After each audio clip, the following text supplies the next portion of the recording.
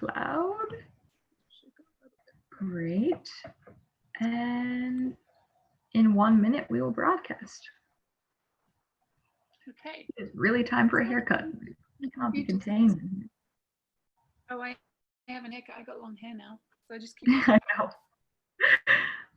It's such an uphill battle having short hair, though. I kind of wish I had long hair right now. Well, I used to have hair your length, and I think this hasn't been cut since then. So it's like, and there's no reason why. Why should we cut our hair right now? It's winter. We need all the hair we could get. Nobody's seeing me. Mind you, getting more grays. I need to get this cut out. Oh, I definitely can't see that. But Robin the other day was like, don't get too close on me because you can see my gray hair. And I was like, no one can see any of that. Don't worry. Yeah, it's funny. I didn't even know she had any gray hair. Yeah, she doesn't really. She keeps saying she's going to stop dyeing it, but then she keeps doing it. So I've never dyed my hair. That's the one thing. 2:59. I'm going to start the broadcast now. Okay.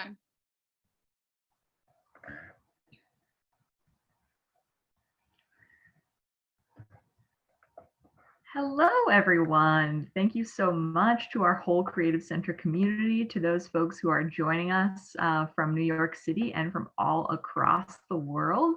We are so excited to have you here today. I'm Sophia Valera Heineke. I'm the program coordinator at the Creative Center for University Settlement, which has been providing free arts programs to people living with cancer and other chronic illnesses for over 25 years.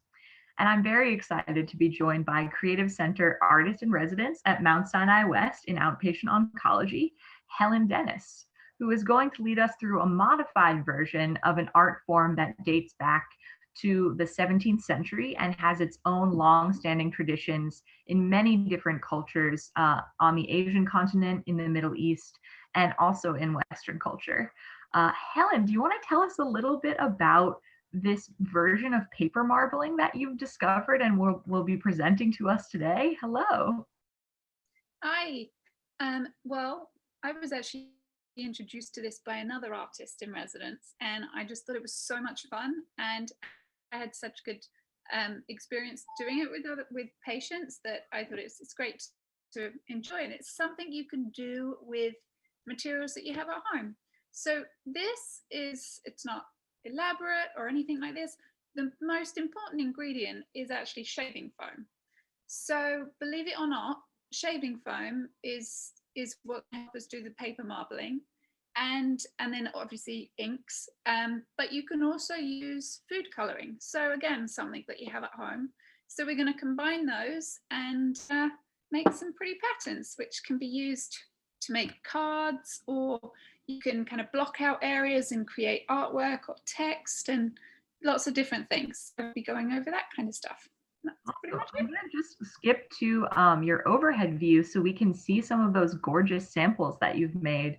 I see that you have some that are in that are just one color, monochromatic, and then others that combine a couple of different colors. Yeah. So we've got some, this is just a black and white, just black ink. There's no, excuse me, no white. And then this has got black with pinks and yellow. And here's one with just some, okay, I'll move it up here. Very lively colors, gorgeous. Blue and yellow. And yeah, just a mixture of, and some more subtle colors. And these are just patterns that have been made, as opposed to, you know, you could really go in detail and think about what you're doing. Maybe create some festive cards, or one time working in the hospital, I remember someone tried to do some text. So you use a toothpick to kind of move the coloring around, and they wrote their name, but obviously it came back to front. So there's a few things you just have to keep in mind, but yeah, so there's a mixture of stuff. Got it. It seems like the decisions are made less in the patterns that you're creating, but more in the color choices. Can you tell us a little bit about when you're doing this activity, how folks choose their colors or what you recommend? Well, what I would recommend is, so if you're going to use black, it dominates. So as you can see, it's quite overpowering. So I would maybe first steer clear of black, because what you can do with the shading foam is you can do a layer, create a pattern, and then you can scoop it off and do another layer. But if you use the black, it kind of penetrates through a little bit too much. So once you get used to the materials, then I would say go for the black. Another thing that that can happen is if you mix too many colors at once, it can become a bit muddy. So at first I would say start off with 1 or 2 colors. These ones were done with 2 colors. You can see this a much lighter one, a lighter. It's got blues and stuff in it, but less ink, and then kind of adding more and more. So sometimes that would be the only thing to watch out for, is that it can get a bit muddy. And then when you're wiping off the shaving foam, you can see in this one, and you can use this to your advantage, you can see like streaks. When we wipe off the shaving foam, it can pull the color as well. So if you've got a really dark color, it can then stretch that across the paper. So you just want to be mindful that, if you do use a black, it can mess up as well. But you can also use that to your advantage and see how it works out. So the colors I have today, I've just pulled a few. I've got a green, pink, a violet, a blue, and a yellow. And I probably won't use all of those, but I just pulled them out, and we'll see. We'll see what we go with. Good to have some options. Can you walk us through the other supplies that you have with you? I see there's a tray that's got a couple of different tools, it seems like, in it. Can you tell us more about those? So what we've got, I'll start with the tray. This is just a takeout tray, and I've got the lid as well, just because that can be handy as when you wipe off the shaving foam, just for somewhere else to wipe it to. So the lid is handy. The tray for the the main tray is what we're going to be filling with shaving foam. Create the marbling in there. So this is one of your main things. Again, it doesn't have to be a takeout tray. I just have one. It could be a glass dish, a foil dish, anything that's got a little bit of depth. It doesn't have to have too much. This is maybe even too much depth. It really doesn't matter. It could be the depth of the lid. But I just use this because it's just easy. It's to hand. Then what we've got is paper. Now this is watercolor paper. It's a little, because it's going to be absorbing the color, absorbing the inks. So it needs to be a little bit thicker, just so it keeps its integrity.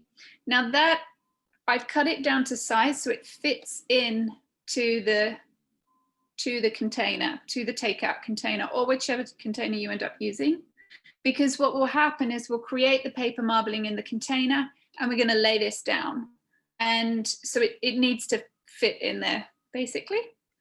And so I've cut out a few of those, a few pieces of paper. And you'll want more than one, because we can do multiple ones quite quickly. These bits, this is just card. Now, just a normal piece of card. So, I think it's just from a box or packaging or something. And I've just cut it into some strips so that there's enough for me to hold. Because what we're going to do with these is, once all of this is covered in, so when we take this out of the shaving foam, we're then going to be wiping off the shaving foam. So it's good if the cardboard is the width, or a little bit would be more ideal, but it just so happens this is exactly the same width. Because you're going to need to, we're going to be brushing it off like that, brushing the thing off. So that's what these are for. And I've cut up a few of them because it's cardboard, it's going to absorb the shaving foam and kind of get soggy quick. So once it gets soggy, just toss it and use another one. Or recycle it, I should say. And let's see what else was in here. I've got a fork, and I had somewhere in this pile. Was it a piece of wire? I did. It's what it is. So a toothpick. Here I found it. I'll hold it on top of the black so you can see. So I've got a fork, and this is just a bit of wire that is used to tie cables together. I didn't have any toothpicks, and I didn't see the need for buying a pack of 200 toothpicks because I wouldn't do the other 199 of them. So I went searching to see what I had at home, and this bit of wire will do a similar job as a toothpick. And we're going to use this to kind of move around the inks to create patterns. We'll see if it works. I've never used it with a wire, but we'll see. And then a fork could also do the same kind of thing to move around the pattern, the inks. It's a little harder with a fork because the prongs are they called prongs? I don't know what they're called. There's probably like a special name for them. They can be a little thick, so you just want something really thin. Maybe even if you have a tiny little hair clip or something, that could work. Or you know, like a Kirby grip. I don't know if they're called Kirby grips here. Little wire grips. Oh yeah, Bobby is the sort of bobby pin. That's it. Yeah. I call them Kirby clips because that's what they're called where I come from. But yeah, so just that's what these two are for. I have some tape. Now this can be any sort of. This is. I'm going to just fill up the box here. The tape is really used to. We're going to mask off the corners, so we get a nice square, kind of framed pattern in the middle. Again, it's not essential. It's just kind of nice to be able to do that. Now this, I just have some blue masking tape. This could be Scotch tape, but whatever it is, you just want to make sure that it's not going to rip up the paper when you put it on. So something that's not too sticky, or you're just very careful when you pull it off. So they, and the shaving foam, of course, and paper towels, because this is, you're going to need paper towels. I use a lot of paper towels during this because it can be messy, which is fun. And that's pretty much it. Sounds great. I think we're ready to get started, Helen. Thanks for that thorough explanation. Okay, so let me just move some of this away because it's going to get messy. Yeah, and I think really quickly, I just want to remind folks that even if you're just using food coloring, be pretty aware that it does stain. So we would recommend clearing away anything from your workspace that you may not want to get ink on, or if you're wearing clothing that are a light color or that you would prefer to keep pristine, maybe an apron or a whole outfit change might be warranted. But let's go back to Helen's workspace and see step number 1. That's some good tips there. I'm actually working on my kitchen table, and I've laid out some kitchen paper towel. Now you could lay out a baking sheet and work on the baking sheet, and then at least you know you can kind of wash that easily. Ooh, yeah. So what we're going to do, this is a fun bit. So we start off by shaking the already articulated, a little messy, but very fun. So what you're going to do, this is a new brand that my husband has, so we'll see if this one works. I haven't tried this one yet. But what we're going to do is we're just going to layer the shaving foam, forgot the name of it there, into the bottom of the takeout container. Right, let's see that happening.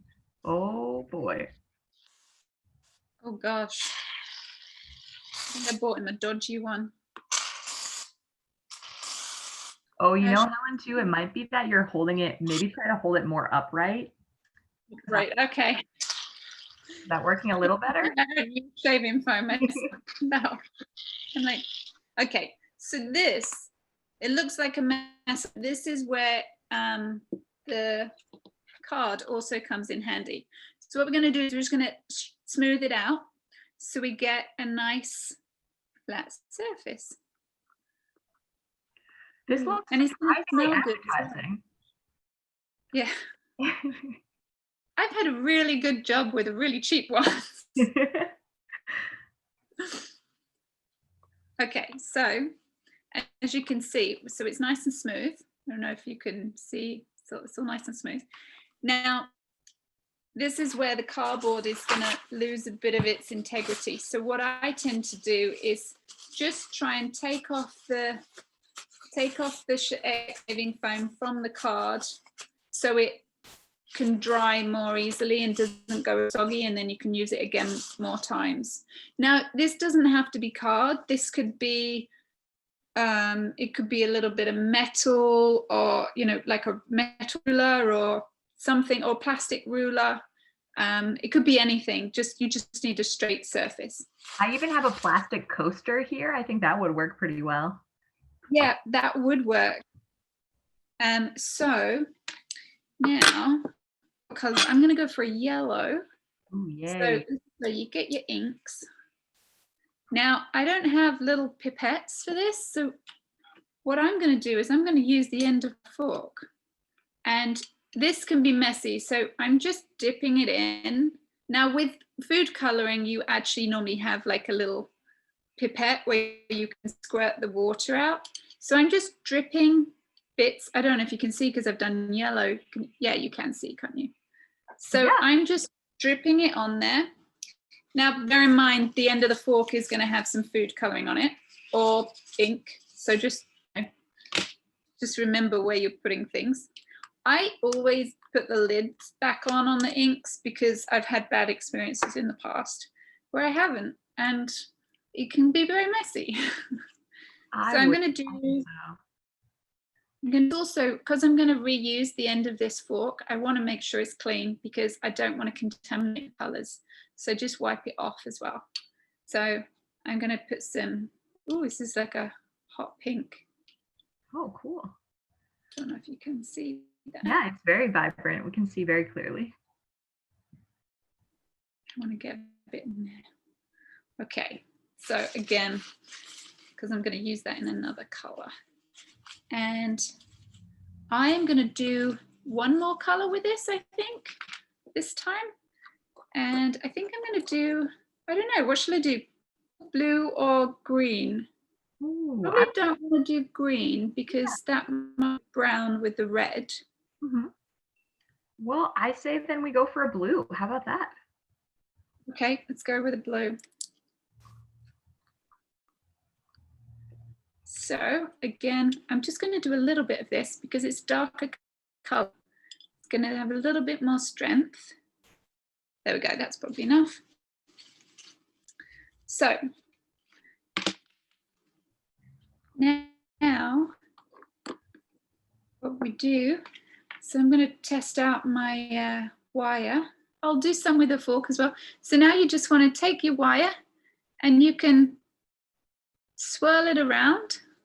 Now it'll pick up some shaving foam. So you want to clean that off so you're not mixing up shaving foam a lot. So I don't know if you can see, you can like pick out some of the drips and swirl them around. Yeah, it seems like you're moving the wire pretty quickly through the ink on purpose. Is that just to create that kind of more sporadic texture? Yeah, I am. I guess you don't have to move it so quickly, but yeah, it's more just to give it that the way it pulls. Let me see if I can get this closer. I don't know if you can see great. How it there's lots of movement. So if you can see, and it kind of drops the colors. I don't know if that's. Yeah, that looks great, Helen. So I'm going to leave it at that for now. Or maybe I'll bring some of the blues in a bit more. Well, you know what? I'm going to do a little bit with a fork. So you might want to just leave it at that. So let's see if I can. Now the fork is going to pick up a lot more shaving foam. So I'm going to do it quick. and very light on the surface. Ooh, but So we you are, picked up yeah. a lot more. Yeah, but that 3 sort of pronged trail looks very cool. Very distinct. Yeah. I'm gonna see if I can just do that as well. Just give it a little. So, and you can do a comment, see shaving foam on my hands already, but this is going to get worse. So now, once you've done your pattern as you want it to be done, you know what? I actually want to put some more of these pinks. I'm going to use this. I like the pink. So I'm just I really appreciate, Helen. It could be so easy to just kind of swipe through, but you're really paying attention to how you want the colors to interact, which I think will make the design much more interesting. So that's very, very cool. Thanks for doing that. Yeah, and you never know, like the way the ink is just kind of like dripping it down. So I never quite know where it's going to go. Mm-hmm. So what we want to do now is, I should have done this before, but it doesn't matter. But what we're going to do here is just line the edges of the paper with your tape. So, and I'm just going to do that. I'm doing it so that it's a little bit over, just so it doesn't really make any difference. I just didn't want such a big border. But you could have a big border if you want. So we're just going to do this. Yeah, when you fold the tape over a little bit, you're kind of sealing the edges to sort of ensure that you're not getting any kind of shaving foam bleed on the other side of the tape. So yeah, optional, a good tip. Yeah, a little bit, and it's also just makes it easier sometimes to pick up. Yeah. So, and it's not an exact science, so don't stress out. It's all about just getting it down there and enjoying and seeing what you can come up with. So.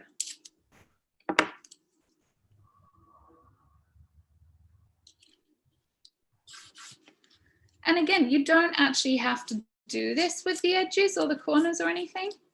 So I am actually leaving a little bit extra kind of flipped up on one side so that it's easier to pick it up once it is covered. So what we're going to do is I'm going to lay this down, but as I lay it down, I'm going to kind of squish it down from one side to the next to try and make sure there's no air bubbles. So you're kind of laying it sort of one side in kind of a wave motion, right? Yeah. And then once it's down, I'm going to tap it down. Oh, I've got shaving foam.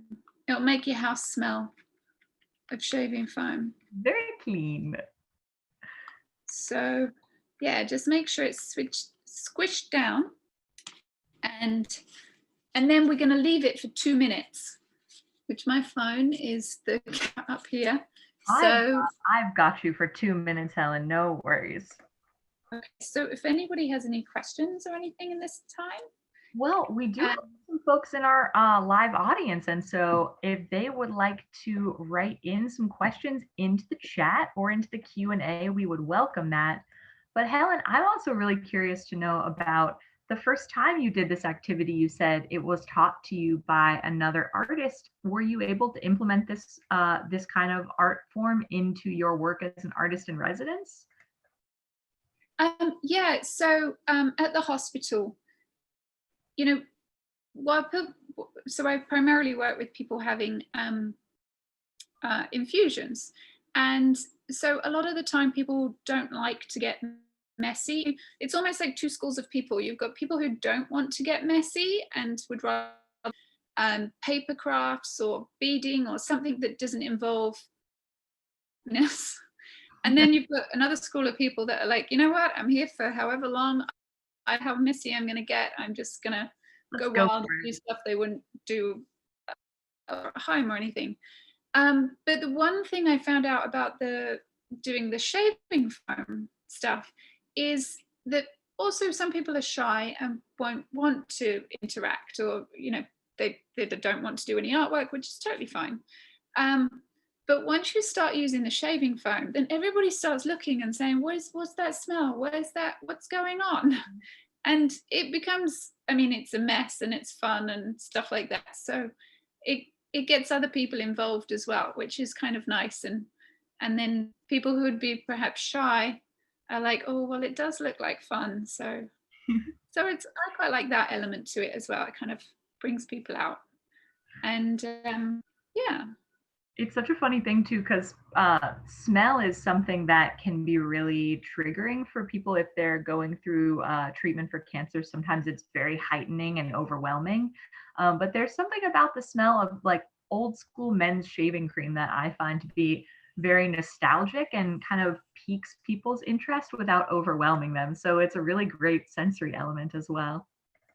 Well, it's also, it ends up distracting you from the smell of a hospital. And people are Mm, like, oh, I much rather that smell. And then some people are like, oh, I don't like that smell much.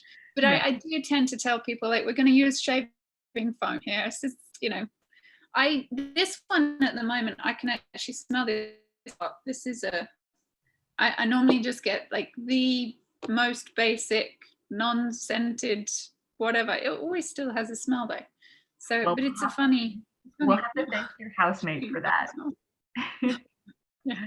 And Helen, we are at 2 minutes, so if we're gonna switch back to the overhead camera for the moment of truth. Okay. There's two parts here, so So what we're going to do is we're going to make a bit of space first of all, because what you're going to want to do is, I would recommend laying out some paper towel and also having the what's this called, the lid to hand, and you want to have your cardboard to hand. So what we're going to do is we're going to pull the, is that in the picture? That's in the picture now. that's perfect. We're going to pull this off, and it's going to pull a lot of shaving foam off with it. And then we're going to lay it and we're going to scrape the shaving foam off in one firm swoop, if possible. If not, it doesn't matter. We'll see. So I'm just picking it up from a corner. Here we go. It's slimy. So I don't know if you can see. So I'm picking it up. Yep, it's the corner. So you don't see much. It's just covered in shaving foam. And lay that down. It seemed like there was a little resistance as you were pulling it off. Should people, yeah. Yeah, there is. You can see there were bits where there were some air bubbles where the paper didn't come in contact with the stuff. And this, so we can use this again, just smooth this out and Got it. So let's see what we get. Okay, so you want to hold down one side really firmly, and then the other side, grab your card, put it down on one side, and we're going to just swoop it across. Whoa, look at that. And then you've got this. So actually, we could just add it back into the tray, put it on the corner of the tray. So. Wow, can you hold that up a little bit for us, Helen? That is just so lovely and surprising too. I mean, you really don't know how that the design and the color are going to interact. No, you have no idea. So, and then I'm just going to take off the bit of shaving foam at the edges. And then, so having this here is good, because you can, if the shaving foam is very filled with lots of dark colors and that, it's very hard to use again. So then you just kind of put it to one side. This is my little dirty tray. So I am going to just leave this over here to dry.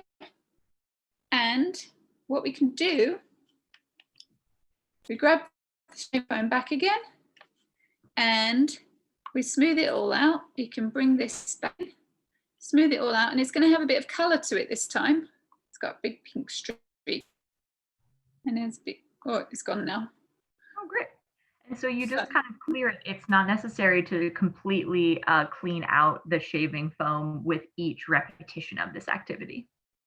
No, I would say if you really want a very clean image, then yes. I mean, or you can also just take off the top layer and there'll be clean shaving foam underneath.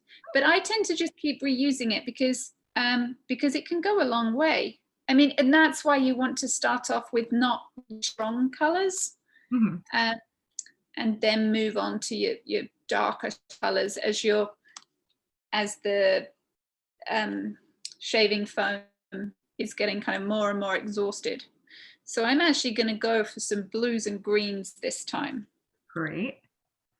And now, Helen, I saw before as you were pulling your previous piece off that the paper does curl a little bit. And it's funny because as we were speaking about taping the edges, the taped edges really kind of reinforce from the curling, but it also is a really good reminder that trying to use like a copy paper or a paper that's thinner than a watercolor paper for this activity likely would not produce good results. Do you want to speak a little bit more about paperweights and how to sort of navigate that? Yeah, I would say I would strongly recommend a watercolor paper because it is being left on the shaving foam for a good 2 minutes. It's pulling up all of the moisture. A copy paper is not going to, it's just going to fall to pieces on you basically. So I would really recommend a watercolor paper. Now, this watercolor paper I have here, it was just from a small booklet of watercolor paper, and I just cut it up into sizes that would fit into the container I'm using. So, and you can get that at most, I mean, all art stores and stuff will have some form of watercolor paper, a heavy paper. But yeah, the watercolor paper is what you really want. So it absorbs the colors. This activity is just truly so fantastic because I think I do have everything that you mentioned. And I just was thinking the one thing folks may not just automatically have at home is the watercolor paper. So just reminding everyone that that is a pretty key component, even though it may be tempting to be like, well, I just have any paper around the house. Why not go for it? But that's true. It's probably the only thing that is kind of specialized in this that you would actually go out and get. And you were speaking a little bit before about that you've used this technique in a number of projects. I feel like I could really easily see the placement of the tape being kind of in the middle or the center, and then that being a really easy way to make very distinct kind of name cards. If you were having, in any other year, we're approaching the holiday season where you may have 10 of your great aunts sitting around a table needing to distinguish their names from one another. But yes. Yeah, that would be a really good idea. You can, so some people have blocked out on the paper when they put on it, and they've kind of blocked out, they've done stripes across and then put the shaving foam, done the print. So you've got different things. No, I'll do that with this one. We'll do some stripes across so it kind of mixes it up, and we'll see how it comes out. Awesome. But yeah, you could also, where it's blank, you could write in messages or holiday seasons greetings or anything. So yeah. We're getting a question from Maria. Maria, would you like to speak with us, or do you want to type a question and I can give you the option to chat with us today? Hi, Maria. Can you hear us? Yes, I want to speak. Hi, we can hear you. Yes. Okay. Robin, I'm trying. I have to wait 2 minutes, right, for these to transfer from. Yeah, Maria, you leave the down for about 2 minutes. Yeah, 2 minutes, and then when I remove the paper, I have to use some sort of a firm cardboard, right, to shave. To just wipe it off. So it could be a ruler, it could be a metal ruler, but something firm that's gonna take it off. And I have multiple pieces of card because this starts to get really soft where the shaving foam is. But I've just used this from packaging, from things I've ordered online. It's cardboard, so it's nothing special. It's just, you just need a straight edge. Just need to make sure it's Yeah, very any straight. card, 'Cause if anything that is firm. Okay, I'm not using watercolor paper. I didn't have the size prepared, and I have to get a new container to fit. So okay. so, and it's my first time doing this, so let me try. Oh my gosh. Yeah, good luck with it. I mean, and see how it goes with the other paper.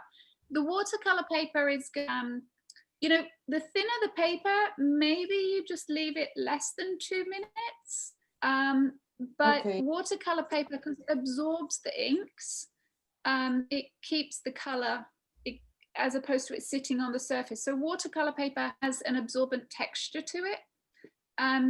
So some shiny papers, it won't absorb the ink. So that's why watercolor paper is also more ideal.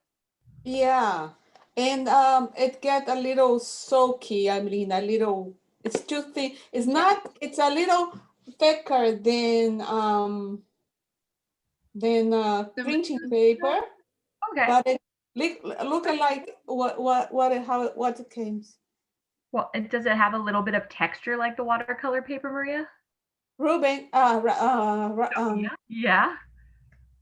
No, it doesn't. So let's see what she thinks. What do you think? Yeah, give it a try. It's very hard to tell without seeing paper and stuff, but try it and see how it works. And then if you find that it doesn't work, it'll probably be because you need some watercolor paper. So, or, you know, yeah, but you could try it. It might work. I'm not saying, I've only ever used the watercolor paper.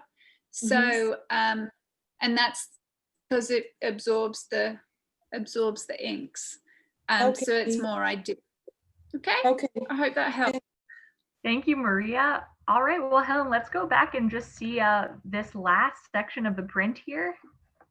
So I'm using the fork one, and I'm going to just keep wiping it up a bit more.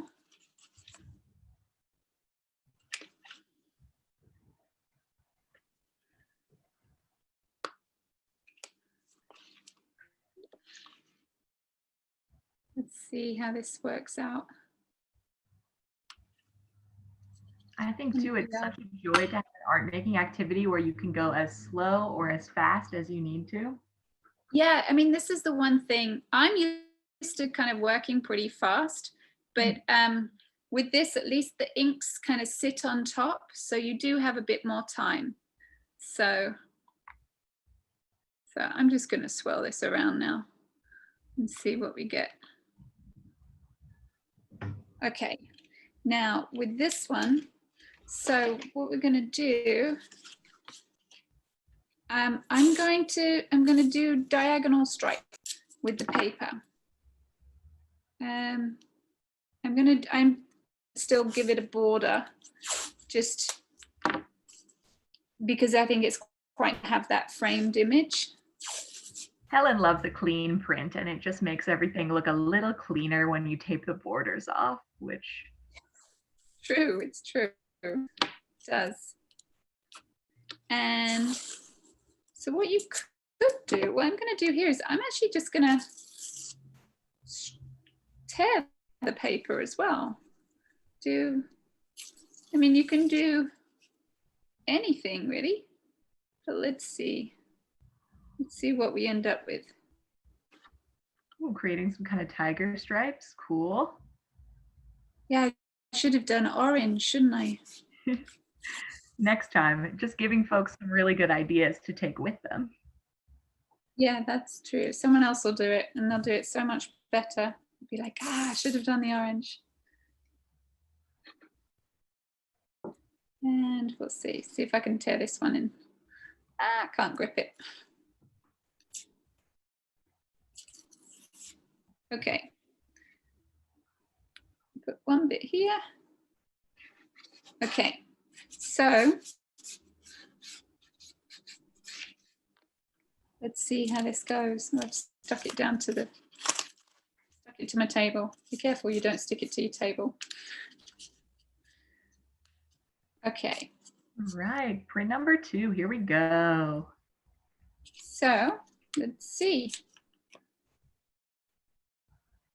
Again, I'm gonna squish it down a bit more firmly this time. See how it goes.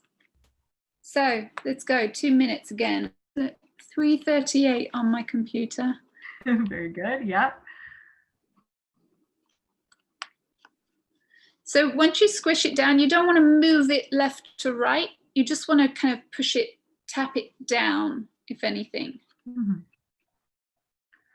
Yeah, though I could see a world in which people want to really blur those colors and you can kind of try that at will. I think we've seen how when you keep it still, the vibrancy and the lines are just very clear. It almost looks kind of like a kind of cosmic almost.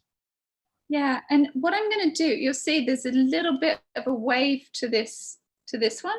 Mm-hmm. I'm actually going to peel off the paper so we can actually have a look and see what we've come up with without dropping it into the shaving foam. And so you want to leave these to dry a little bit because they will be a little bit wet. So here's this one. Oh, wow. That looks great. Lovely. Oh, we are getting a chat. Do you use a specific type of brand of watercolor paper, Helen, or the brand of your inks in particular? No, these inks are just Winston and Newton. Again, the inks don't matter because you can also use watercolor paper. Sorry, you can also use food coloring. Yeah. Awesome. Well, no, great. Because I think that if those are Winsor Newton brand, sometimes that can be a little expensive, but it seems like those colors are really potent and you don't need that much of any given color. No, you don't. You really don't. It doesn't have to be this watercolor, these inks. It can be any brand of inks. It doesn't make any difference. It just needs to be inks or watercolors. I've never tried it with paint, but I don't think paint would work because it wouldn't be able to be moved around as much. So that's what I've got because that's what I use in my studio, but it really doesn't have to be this brand. The paper here, this is just cut from a book of watercolor paper I picked up at Michael's. It was a nondescript, wasn't any particular brand. I can't even remember what brand it was. It was just a very basic watercolor paper. It's not the very thick cold pressed or anything like that. It's just from a book of watercolor paper that was on the cheap end of the scale as opposed to the very expensive end of the scale.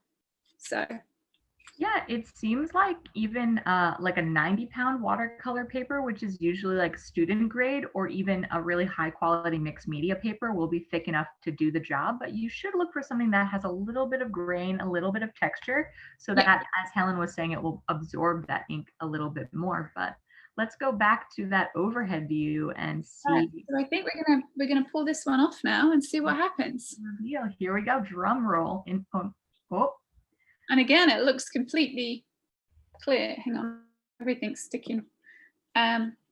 So I'm going to use a fresh piece of card because the other one is soggy.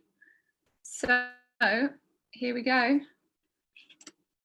Now, when I'm scraping this across, I've got to be careful because there is the tape underneath. So I'm just going to be mindful when I'm scraping it across. I may be pulling up some of the masking tape, but we'll see. Oh, wow. Okay, so let's take a look. Sorry. Grab some stuff. So what I think I'm going to do with this one, just because I can't wait, I'm going to take off the blue paper now, the blue tape now. And so we can see, I would recommend waiting. I don't have patience. So I'm like, I want to take off and see the stripes.